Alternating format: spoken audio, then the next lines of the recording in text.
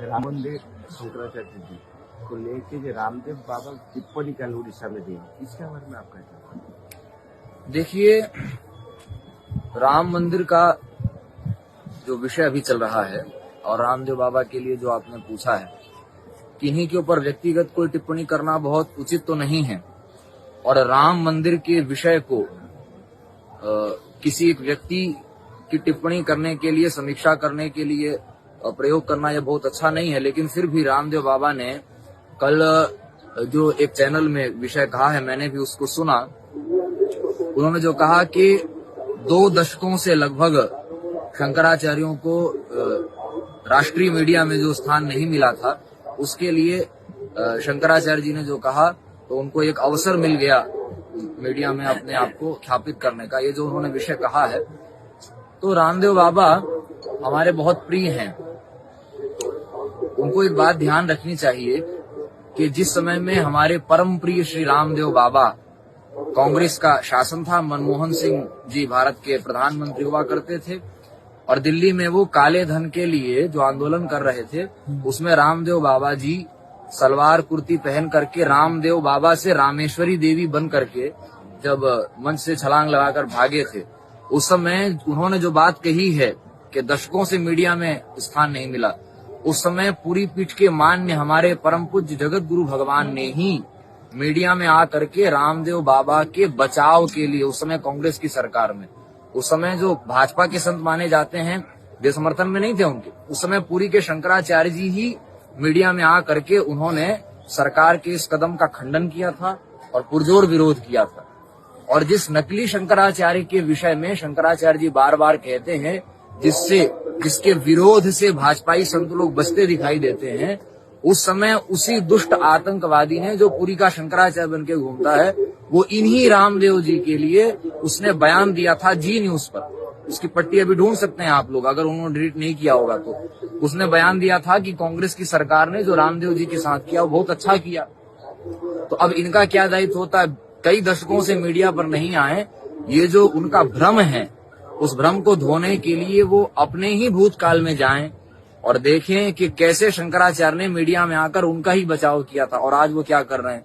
और अगर उन्होंने ये भी कहा उसमें कि मैं तो मीडिया में आता रहता हूं, तो पुरी के शंकराचार्य जी जिस प्रकार, चाहे भाजपा हो चाहे कांग्रेस हो, निष्पक्षता से सभी को आड़े हाथ लेते हुए केवल धर्म की और निष्पक्षता की, सत्य की बात कहते हैं, क्या भारतीय मीडिया में उसको दिखाने की क्षमता है?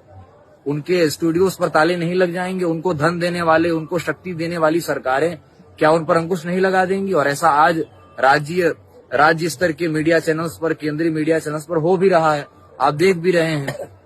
तो दशकों से जो लोग मीडिया पे छाए हैं, रामदेव बाबा भी अगर दशकों से मीडिया पर छाए हुए हैं, तो पुरी के शंकराचार्य जी एक बात कहते हैं कि भाजपा के संत हैं, कांग्रेस के संत हैं, बसपा के संत हैं, सपा के संत हैं, अलग अलग नेताओं के बनाए संत हैं, वो सब छाए रहते हैं। तो उन्हीं को मीडिया दिखाता है, तो वो अपनी समीक्षा भी कर लें फिर कि वो किसके संत हैं, इसमें से भाजपा, कांग्रेस आदि के जो विषय कहेंगे उसमें वो किसके संत है, वो भी इस बात की समीक्षा कर लें। और ये भी समीक्षा कर लें कि दशकों से अगर वे मीडिया में छाए हुए हैं तो वो किस विषय को लेकर मीडिया में आए थे और किस विषय को लेकर मीडिया में छाए थे। काले धन को लेकर छाए थे।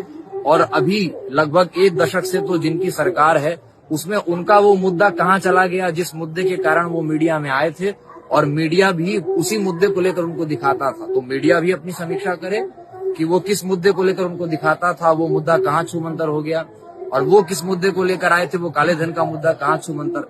आचार्यों पर आक्षेप करना ये अच्छी बात नहीं है। शंकराचार्यों को लेकर के जो भी विषय कहा जा रहा है, राम जन्मभूमि का जो पूरा विषय है, जिस समय संघ का जन्म नहीं हुआ था भारत में, विश्व हिंदू परिषद का जन्म नहीं हुआ था भारत में, और भाजपा जो जनसंघ के रूप में था उस रूप में भी पैदा नहीं हुआ था, जिस समय कांग्रेस भी पैदा नहीं हुई थी, उस समय से भारत के साधुओं ने, संतों ने, शंकराचार्यों ने इस विषय को उठाया था। जो नागाओं की, साधुओं की चर्चा का विषय था केवल राम मंदिर, उसको सबसे पहले यति चक्र चूड़ामणि हमारे परम पूज्य परम गुरुदेव धर्म सम्राट स्वामी करपात्री जी महाराज ने ही जन जन का आंदोलन राम मंदिर को बनाया। रथ यात्रा करके जो उसका प्रचार प्रसार हुआ, मैं अपनी दृष्टि से उसको कहता हूं कि निश्चित रूप से वो एक चुनावी सफलता हासिल करने का एक मुद्दा था। उससे राम जी का प्रचार हुआ, ये सब ठीक है, उसमें बहुत से संत लोगों ने साथ दिया था। स्वामी वामदेव जी महाराज ने बड़ा परिश्रम किया, तो उसका श्रेय भी जिसने काम किया उसको मिलना चाहिए। और वर्तमान में पुरी के जगत गुरु शंकराचार्य जी और उस समय में द्वारिका पीठ के स्वनामधन्य शंकराचार्य स्वामी स्वरूपानंद सरस्वती जी महाराज, श्रृंगेरी के शंकराचार्य जी, इन सब महापुरुषों ने आरंभ से इसमें अपनी पूरी भूमिका प्रस्तुत की है। कोर्ट की जहां तक बात है, इलाहाबाद हाई कोर्ट में भी जिस समय में निर्णय आया, उस समय सब लोग होली मना रहे थे, दिवाली मना रहे थे कि आधा आधा हो गया, अब तो बढ़िया काम हो गया। उस समय पुरी के शंकराचार्य जी ने मजबूती से कहा था कि नहीं, ये विषय सुप्रीम कोर्ट में जाना चाहिए, हिंदुओं को हिंदुओं का स्थान मिलना चाहिए। उस समय कोर्ट में भी एक शंकराचार्य, द्वारिका के शंकराचार्य जी महाराज की ओर से भी वहां पर पक्ष रखा गया था। और एक शंकराचार्य जब पहुंचे हैं तो सबको जाने की वहां पर बात थी भी नहीं, एक प्रतिनिधि के रूप में कोई व्यक्ति था, उससे काम चल ही रहा था। चाहे मैदान की बात हो, चाहे आंदोलन की बात हो, सभी स्थितियों में राम मंदिर के लिए शंकराचार्य ने अपनी भूमिका प्रस्तुत की थी और आज भी कर रहे हैं। तो ये आक्षेप करना, ये अपने ही स्तर को गिराना है। ऐसे व्यक्तियों को जो आचार्यों के विरोध में बोल रहे हैं, उनको इतिहास की समीक्षा करना चाहिए। जिस समय कांग्रेस हुआ करती थी केंद्र में, सब लोग कांग्रेस का झंडा ऊंचा करते थे, आज भाजपा है तो भाजपा का झंडा ऊंचा कर रहे हैं। ऐसे राजनीतिकरण से महात्माओं को बचना चाहिए।